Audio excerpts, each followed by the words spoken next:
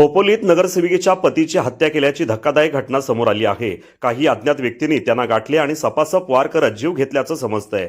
4 दिवसांपूर्वीच मानसी काळोखे खोपोलीमध्ये नगरसेविका म्हणून निवडून आल्या होत्या, त्यामुळे घरात आनंदाचे वातावरण होते। पण या आनंदाला नजर लागली। काही अज्ञात व्यक्तींनी मानसी काळोखे यांच्या पतीला रस्त्यात गाठले आणि जीव घेतला। या घटनेनंतर खोपोलीत एकच खळबळ उडाली आहे। पोलिसांनी अज्ञात व्यक्तीच्या विरोधात गुन्हा दाखल केलाय। काळोखेंची हत्या का केली, या हत्येमागे कोण आहे याचा तपास खोपोली पोलिसांकडून करण्यात येत आहे।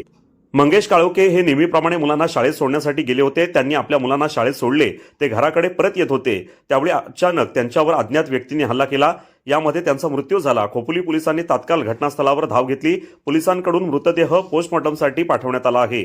आरोपीचा शोध घेण्यासाठी पोलिसांकडून शहरातील सीसीटीव्ही फुटेज तपासण्यात येत आहेत। आज सकाळी 7 वाजता ही घटना घडल्याचे स्थानिकांनी सांगितले।